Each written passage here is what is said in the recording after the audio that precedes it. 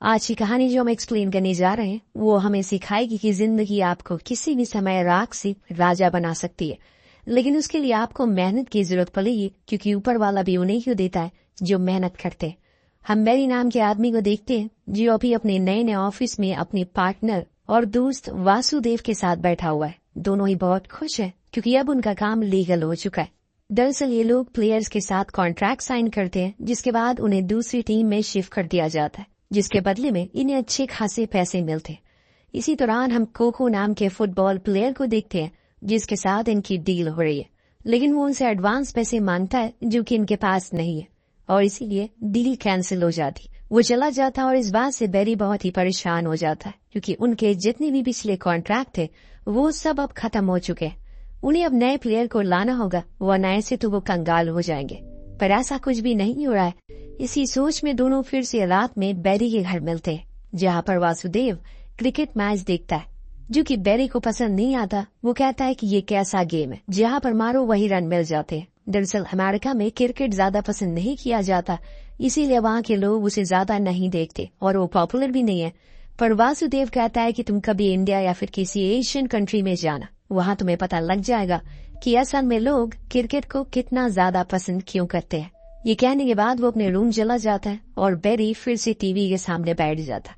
इस बार ही उसका channel cricket match पर ही आ जाता है, पर वो चेंज करता है और दूसरा वाला आ रहा था वो ब्रिटेन गॉट टैलेंट, जिसको कुछ देर देखता है पर तभी उसे कुछ आइडिया हिट करता है।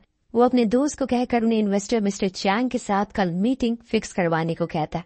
अब ये मीटिंग क्या थी ये तो हमें कल ही पता चलेगा। सुबह होती और हम मिस्टर चैंग को देखते हैं जो उन दोनों से बात कर रहे होते हैं। वासुदेव उनसे कहता है कि आप एशियन कंट्री में इन्वेस्ट करना चाहते हैं, पर क्या आपको इंडिया की आबादी का कुछ अंदाजा नहीं है? तो मैं आपको बता देता हूँ कि 140 करोड़ लोग हैं, जिसमें से कम 100 करोड़ लोग सिर्फ एक गेम को देखते हैं, वो है क्रिकेट। सोचिए अगर उन 100 करोड़ में से कोई एक बंदा भी यहाँ अमेरिका आकर बेसबॉल प्लेयर बन जाए, वहाँ ये चीज कितनी ट्रेंड कर जाएगी। फिर हमारी हर चीज की सेल बूस्ट हो जाएगी और फिर एक एक करके वहाँ पर भी हम अपनी कोचिंग खोल सकते हैं। चैंग कहता है कि तुम पागल हो गए, तुम्हें पता भी है क्रिकेट और बेसबॉल में जमीन आसमान का अंतर है। तो बेरी कहता है कि हाँ मुझे पता है, लेकिन इसमें जैसे बॉलर होता है वैसे ही बेसबॉल में पीटर होता है। दोनों के नाम अलग अलग, लेकिन काम तो वो एक ही करते हैं, बॉल को फेंकना। अगर हमने इस चीज को चेज कर लिया तो बहुत बड़ा प्रॉफिट होगा। अब चैंग मान जाते हैं और पूछते हैं कि इसमें कितना समय लगेगा। तो बेरी कहता है कि 2 साल, लेकिन उन्हें 1 साल में ये करना था, इसीलिए उसे 1 साल का समय दे देते हैं। अब बेरी के पास कोई और ऑप्शन नहीं होता, इसीलिए वो हाँ कर देता है। पर वासुदेव बाहर आकर उसे बहुत सुनाता है क्योंकि ऐसे पूरी इंडिया में बच्चों को ढूंढने में बहुत समय लगेगा जो बेसबॉल खेल सकते। ये इतना आसान नहीं है, लेकिन बेरी उसे भरोसा दिलाता है कि सब कुछ हो जाएगा, बस तुम इंडिया जाने वाली फ्लाइट बुक कराओ जल्दी से। अब सीन शिफ्ट होता और हम टॉम नाम की खोज को देखते जो पहले एक मशहूर पीटर हुआ करता था। मैंने आपको पहले ही बताया कि पीटर बॉल फेंकने वाले को कहते। वो उन्हें बताता है कि मैं इंडिया जाकर 2 लड़कों को लाने वाला हूँ, जिनमें से 1 साल में बॉलर से पीटर तुम्हें बनाना है। पर टॉम कहता है कि ऐसा मुमकिन नहीं है। मैं ये मानता हूँ कि दोनों के काम सेम है, पर इसमें बहुत सी चीजें अलग होती है। दोनों के इमोशन अलग होते हैं, दोनों के एक्शन अलग होते हैं, और 1 साल में इस चीज को सही करना बहुत मुश्किल है। और अगला ट्रेल तो अब शुरू ही होने वाला है। दरअसल दोस्तों 1 साल बाद यहाँ पर फ्रेंचाइजी ट्रेल होने वाला है, जिसमें कुछ नए प्लेयर्स के ऑक्शन होंगे, सेम आईपीएल के जैसे। उसी के लिए बेरी इतनी मेहनत कर रहा है। वो टॉम को समझाता है कि अगर तुम फेल हो गए तो किसी को पता नहीं चलेगा, सारी बात मेरे पर आ जाएगी, लेकिन मान लो अगर तुम पास हो गए तो इस चीज में पूरी दुनिया में तुम्हारा नाम गूंजेगा। हाँ, दोनों चीजों का इंतजाम हो गया है, पैसों का भी और कोच का भी। बस इन्हें अब इंडिया जाकर उन 2 हुनरबाजों को ढूंढना है जो अब राख से राजा बनने वाले। उनकी किस्मत अब करवट लेने वाली है, लेकिन ये इतना आसान नहीं है क्योंकि 140 करोड़ में से ऐसे लोगों को ढूंढना घास में सुई ढूंढने के बराबर है। अब ये लोग इस कॉन्टेस्ट का नाम रखते हैं $1 मिलियन हार्न। ये असल में एक तरह का गेम होता है जिसमें ये लोग किसी की स्पीड को चेक करेंगे और जो लगातार 80 मील के ऊपर बॉल फेंकेगा वो नंबर 1 प्लेयर कहलाएगा, जिसे पूरे $1 मिलियन दिए जाएंगे। जो दूसरे पर आएगा उसे $10,000 दिए जाएंगे। अब इस चीज का पैम्फलेट वो पूरे इंडिया में चलवा देते, जिसके बाद वो खुद पहले इंडिया के ले जाते ताकि वहाँ के एनवायरमेंट को थोड़ा बहुत समझ सके। लेकिन पहली इम्प्रेशन उसका बहुत गंदा होता है। असल में जो बंदा उसे लेने आने वाला था वो आया ही नहीं, इसीलिए बेरी को खुद ही उसके ऑफिस जाना पड़ता है, जो कि मुंबई में था। वहाँ जाकर उसे वो बहुत सुनाता है और दरअसल इस आदमी का नाम होता है विवेक।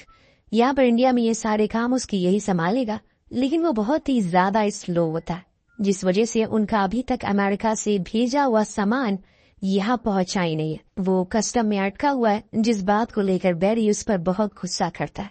तो विवेक कहता है कि हमें कुछ पैसे देने होंगे जिससे कि वो सामान जल्दी मिल जाएगा, वरना थोड़े दिन और लगेंगे। ये सुनकर बैरी भड़क जाता है और कहता है कि ओ यानी कि ब्राइब। विवेक कहता है कि नहीं, यहाँ पर इसे रिश्वत नहीं बल्कि मनी टू थिंग सिस्टम कहते हैं। अब वो उसे लेकर कस्टम ऑफिस जाता है, जहाँ पर बैरी सभी के सामने उस ऑफिसर को पैसे देने लगता है। लेकिन तभी वहाँ का बॉस आकर उसे ऐसा करते हुए देख लेता है और उन दोनों को वहाँ से भगा देता है। ये भी कहता है कि अब तुम्हारा सामान 3 हफ्ते बाद मिलेगा। ये सुनकर बैरी परेशान हो जाता है, क्योंकि उन सामानों में उसका सारा बेसबॉल मटेरियल था। अब वो क्या करेगा, इतने दिन वो कैसे झेलेगा। इतने में हम पीछे से एक ट्रक को देखते हैं जिसमें उसी कस्टम ऑफिस का बॉस होता है, जिसने वहाँ तो पैसे लेने से इनकार कर दिया, लेकिन यहाँ वो उनका सामान लेकर आ जाता है और पैसे लेकर उन्हें वो दे देता है। अब कहानी आगे बढ़ती है और बैरी अपनी तैयारियों में लग जाता है, क्योंकि अब उसे विलेज टू विलेज जाना है, क्योंकि असली हीरा वहीं तराशे जाते हैं। पर इसी बीच उसकी मुलाकात रोहन नाम के एक शख्स से होती है जो उसके लिए काम करना चाहता है। वो बैरी को बताता है कि उसे किसी भी तरह की कोई सैलरी नहीं चाहिए, वो बस उसे अपने काम पर रख ले। ये सुनकर बैरी भी कुछ समझ जाता है कि वो एक ट्रांसलेटर के तौर पर रख लेता है, क्योंकि रोहन को इंग्लिश बोलना आता था। अब इसके बाद ये अपने एक और साथी मैवरिक से मिलते हैं, जो सोता ज्यादा है और काम कम करता है, पर उसे अपने काम में बहुत हुनर है, इसीलिए बैरी ने उसे खास यहाँ पर बुलाया। फिर क्या था, देखते ही देखते ये लोग भारत के अलग अलग हिस्सों में अपने कैंप्स लगाना शुरू करते, और ऐसा कुछ भी हो रहा था। इंडिया में सभी को बताने के लिए पैम्फलेट भी बांटे जाते, जिस पर लिखा होता है $1 बिलियन आर्म कंटेस्ट। अब यहाँ सभी लोग ये देखकर हैरान थे, बॉल फेंकने के कोई इतने पैसे क्यों देगा। जिस चक्कर में वो भी ट्रेल देने के लिए आ जाते, पर अभी तक इन्हें कुछ भी नहीं मिलता। बस ये लोग इधर से उधर दौड़ते रहते हैं। ने किसी भी तरह करके 80 मील के ऊपर की स्पीड को फेंकने वाले बंदे चाहिए थे, लेकिन अभी तक कोई 30 के ऊपर फेंक ही नहीं पा रहा था। एक दिन हसल के दौरान वासुदेव उसे फोन करता है और कहता है कि अब तुम यहाँ गए हो तो ताजमहल जरूर देखना। तो बैरी कहता है कि मैं अभी उसके सामने ही खड़ा हूँ, और वो सच में वहीं ट्रेल ले रहा है। इसी दौरान हम एक गरीब लड़के को देखते हैं जिसका नाम दिनेश है। वो पहले हॉकी खेलता था, पर पिता की मजदूरी को देखकर उसने सपने को छोड़ दिया, और आज उसके हाथ ये पैम्फलेट लगता है, जिसे देखकर वो अपने पिता से कुछ दिन की छुट्टी मांगता है, क्योंकि वो कुछ करना चाहता है। उसके पिता की पीठ में बहुत दर्द रहता है, क्योंकि उस ट्रक की सीट बहुत खराब है, इसीलिए वो उनके लिए एक नया ट्रक लेना चाहता है। उधर बैरी की टोली अब पहुंच चुकी है नवाबों के शहर लखनऊ में, जहाँ पर उन्हें तब तक निराशा ही हाथ लगती है जब तक दिनेश अपनी बॉल नहीं फेंकता। उसकी बॉल सिर्फ निशाने पर ही नहीं बल्कि 80 मील से ऊपर थी। ये देखकर वो हैरान थे, पर उसके बाद वो 6 और बॉल फेंकता है, वो सारी 80 के ऊपर ही थी, जिसे देखकर उन्हें सुकून मिलता है। लेकिन उन्हें क्या पता था कि अगला हीरा भी उन्हें वहीं से मिलने वाला है, जिसका नाम था रिंकू, जो कि एक जावलिन प्लेयर था। आपने नीरज चोपड़ा का नाम तो सुना ही होगा। हाँ, तो रिंकू भी उसी तरह का गोल लाना चाहता है। अब उसे नहीं पता कि 100 करोड़ लोगों में से चुने हुए 45 लोगों में से वो भी होने वाला है। उसकी भी सारी बॉल 80 के ऊपर होती है, जिसको देखकर बैरी बहुत खुश होता है, क्योंकि कुछ दिन बाद ट्रायल भी खत्म हो जाता है और उन 45 लोगों को मुंबई आने को कहा जाता है, क्योंकि वही फाइनल कॉल होगी। अब मैवरिक उन सभी को कुछ दिन ट्रेन करता है ताकि उन्हें बता सके कि किस तरह से वो और अच्छे से थ्रो कर पाए। अब रात भर दिनेश प्रैक्टिस करता है, क्योंकि उसे वो प्राइज जीतना है किसी भी कीमत पर उसके साथ साथ उन्हें अमेरिका भी ले जाएगा, जहाँ पर उनकी प्रैक्टिस होगी, और असली खेल तो वहीं से शुरू होगा। कंटेस्टेंट थ्रो करते हैं और ऊपर नीचे होते रहते हैं, पर जब बारी आती है दिनेश की, तो वो अपनी 5 बॉल 80+ थ्रो करता है, जिससे कि वो सीधा टॉप पर पहुंच जाता है। और वो बहुत खुश था कि अब वो उन पैसों को जीत जाएगा। लेकिन फिर बारी आती है रिंकू की, जो उससे भी अच्छा थ्रो करता है, और स्पीड के साथ उसका निशाना भी सही लगता है, और वो दिनेश से भी ऊपर पहुंच जाता है। लेकिन खुश दोनों थे, क्योंकि अब उनकी किस्मत बदलने वाली थी। दिनेश तुरंत ही उन पैसों से अपने पिता के लिए एक छोटी ट्रक खरीदता है, जिसे देखकर वो बहुत खुश होते हैं और उसे गले से लगा लेते हैं। 2 दिनों के लिए घर वालों से मिलने के लिए जाता है, क्योंकि अब इन दोनों को भी अमेरिका ले जाना है। गाँव के कल्चर को देखकर बैरी बहुत ही हैरान होता है। वहाँ उसे ये भी समझ आता है कि उनके गांव वाले कितनी ज्यादा गरीब है, लेकिन दिल से वो बहुत ही अमीर है। दिनेश की माँ को जब पता चलता है कि उसके बेटा जाने वाला है, तो वो बहुत रोती है। और बेरी से हाथ जोड़कर कहती है कि वो उसकी बेटी की हिफाजत करे। वो वादा करता है कि उसे कुछ नहीं होगा। फिर क्या था दोस्तों, दोनों लखनऊ से नूरी दरवाजे से उड़ान भरते हैं और फिर अगला कदम वहां रखते हैं जहां जाना बहुत सारे लोगों का सपना होता है, यानी कि अमेरिका। रिंकू आगे माहौल को देखकर बहुत ही हैरान था कि ऐसा कुछ उसने सिर्फ पहले पिक्चर में देखा था। बेरी रोहन को भी साथ में लेकर आया था क्योंकि दोनों को इंग्लिश बोलने नहीं आती। वो साथ में रहेगा तो उन्हें मदद मिलेगी। उनके बाद ये सभी होटल पहुंचते हैं। वहाँ इनकी मुलाकात वासुदेव से होती है जो उन्हें आज आराम करने को कहता है, फिर वहाँ से चला जाता। लेकिन कुछ ही देर बाद बेरी के पास होटल से कॉल आती है जहाँ उसे बुलाकर उन तीनों को दिखाते हुए बताया जाता है कि इन्होंने एलिवेटर को बीच में ही रोक दिया और फिर फायर अलार्म को भी ऑन कर दिया, जिससे हमारे सारे गेस्ट घबरा गए। अब उन तीनों की भी क्या गलती थी? उन्होंने लिफ्ट जैसी चीज पहली बार अपनी जिंदगी में देखी थी, लेकिन अब होटल वाले इन्हें रखना नहीं चाहते। इसीलिए बेरी उन्हें अपने घर ले आता है और रोहन उसके इस बड़े से घर को देखकर हैरान था और हर चीज को छूना शुरू कर देता है। अब नेक्स्ट मॉर्निंग इनकी पहली प्रैक्टिस होती है जहाँ पर इनकी मुलाकात टॉम से होती है, जिसको हमने शुरुआत में देखा था। वही इन्हें ट्रेन करने वाला है। लेकिन दोस्तों, इस बड़े से ग्राउंड को ही देखकर वो हैरान थे क्योंकि क्रिकेट में तो सर्कल ग्राउंड होता है, पर ये तो टेढ़ा था। यही सवाल दिनेश के मन में भी आता है, पर वो शर्म के मारे कुछ बोलता नहीं है। फिर इन्हें ग्लव्स दिए जाते हैं जिन्हें वो पहन ही नहीं पाते, जिस चीज को देखकर टॉम हैरान था और फिर उनकी प्रैक्टिस करवाई जाती है। उसके बाद वो बेरी को बताता है कि वो दोनों लड़के बहुत ही मेहनती है, मेरी सारी बातें मानते हैं, लेकिन मैंने आज जो देखा उसके बाद मैं तुम्हें वादा नहीं कर सकता कि मैं इन्हें 1 साल में ट्रेन कर दूंगा। पर बेरी कहता है कि ऐसा मत बोलो, वो दोनों सीख जाएंगे। अब घर जाने पर वो अपनी टेनेट मैरी को एक ताजमहल गिफ्ट करता है, लेकिन तभी वहाँ उसका बॉयफ्रेंड आ जाता। इसको देखकर उसका दिल टूट जाता और वो अपने ऑफिस आ जाता है। अब धीरे धीरे दोस्तों समय बीतने लगता है। बेरी भी अपने काम में बिजी हो गया था, इसीलिए उन तीनों से उसका मिलना जुलना ना के बराबर हो जाता है। जिस चीज का असर उन पर पड़ता है वो हमें प्रैक्टिस में साफ दिखता है, क्योंकि वो अपने गेम पर फोकस नहीं कर पा रहे थे। वो इस बड़े से देश में एकदम अकेले पड़ गए थे, जो बात बेरी को समझनी चाहिए, लेकिन वो तो अपने काम में ही मगन रहता है। ऐसा लग रहा था कि अब उसका इन दोनों से सारे मतलब निकल गए। एक दिन उसके बाद कोको की कॉल आती है, वही फुटबॉल प्लेयर जिसने डील कैंसिल कर दी थी, लेकिन अब वो उसकी डील में इंटरेस्ट दिखाने लग गया है। लेकिन वहाँ उन दोनों लड़कों की मैरी से अच्छी दोस्ती हो जाती है। इतने दिन में उन्होंने टूटी फूटी इंग्लिश भी बोलना सीख लिया था, इसीलिए रिंकू से बताता है कि डैडीज बहुत ही ज्यादा कम हम लोगों से मिलते हैं और वो प्रैक्टिस देखने भी नहीं आते। लेकिन उस दिन बेरी का मूड अच्छा होता है। उन दोनों को कोको की पार्टी में लेकर जाता है जहाँ उनकी डील होने वाली थी। लेकिन डील शुरू होने से पहले बेरी के पास कॉल आती है रोहन की। वो उन्हें बताता है कि दोनों ने बहुत ही ज्यादा शराब पी ली है, उन्हें घर छोड़ना होगा, इसीलिए वो उन्हें फौरन घर ड्रॉप करता है। पर जब वापस लौटता है तो देखता है कि किसी और ने कोको के साथ डील कर लिया। उसे बहुत गुस्सा आता है, जो आकर उन तीनों पर वो उतारता है, तुम खुद का भी और मेरे दोनों का गेम खराब करे। वो बेचारे उन्हें क्या ही पता था और इसीलिए वो चुपचाप बैठे रहते हैं। लेकिन मैरी को सब पता था, इसीलिए वो बेरी के पास जाकर उसे समझाती है कि तीनों अभी नादान है, उन्होंने कभी बाहर की दुनिया नहीं देखी, उन्हें तुम्हारा साथ चाहिए।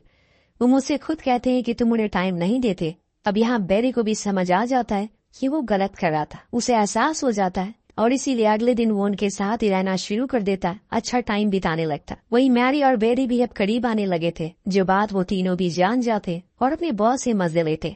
एक दिन प्रैक्टिस के दौरान वहाँ पर मिस्टर चैंग आते हैं, जो बेरी को बताते हैं कि 2 दिन बाद हमारी डील खत्म हो रही है, उसके बाद ट्रायल है, तुम्हें याद है ना? पर बेरी कहता है कि हाँ मुझे याद है, पर मुझे थोड़ा सा समय और चाहिए, क्योंकि उसे भी पता है कि अभी वो लड़के तैयार नहीं है। लेकिन चैंग नहीं मानता, पर अभी भी दोनों बहुत ही ज्यादा नर्वस है, क्योंकि उस ट्रायल में दुनिया भर के लोग खासकर इंडिया से भी आ रहे हैं, क्योंकि वहाँ पर इनकी वजह से लोगों में बेसबॉल को लेकर काफी इंटरेस्ट जाग चुका है। हालांकि इंडिया वाले उसे सस्ती कॉपी, गुल्ली डंडा का सस्ती कॉपी बोलते, लेकिन पसंद भी करते हैं। खैर इस ट्रायल में बड़े बड़े प्लेयर्स भी होंगे, मीडिया होगी, जिसकी वजह से वो नर्वस हो जाते। जब ट्रायल वाला दिन आता है तो इस चीज का असर उनके परफॉर्मेंस पर दिखता है, वो बहुत ही बेकार थ्रो करते, जो बात बेरी को पता था। उसके बाद चैंग आता है, उसे लगता है कि अब वो उसे बहुत सुनाएगा, पर वो तो कहता है कि मैं इस डील को 3 साल और बढ़ा रहा हूँ। इस कॉन्टेस्ट से हमें बहुत ही फायदा हुआ है, अच्छी व्यूवरशिप मिली है, काफी मर्चेंटाइज हमने बेचे हैं, इसीलिए मैं चाहता हूँ कि तुम दुनिया भर से ऐसे लोगों को लेकर आओ और आने वाले 3 सालों में हमें और प्रॉफिट करवा कर दो। लेकिन बेरी को उन दोनों के लिए बहुत बुरा लगता है, क्योंकि उसे पता था कि उनके घर वालों की बहुत उम्मीदें हैं, जो कि उनसे जुड़ी हुई है, उनसे बहुत ही करीब है। यही बात वो घर जाकर मैरी को भी बताता है। जिस चीज को सुनकर वो कहती है कि वो घबरा गए थे, मैंने देखा था, उन्हें एक और मौका मिलना चाहिए। लेकिन बैरी को पता था कि ऐसा कुछ मुमकिन नहीं है, लेकिन फिर भी वो कल चैंग के पास जाता है और कहता है कि मैं चाहता हूँ कि एक और ट्रायल हो, पर वो सीधा ही मना कर देता और कि तुम्हारे लड़के फेल हो गए, किसी और को ढूंढो, मैं अब कुछ नहीं कर सकता।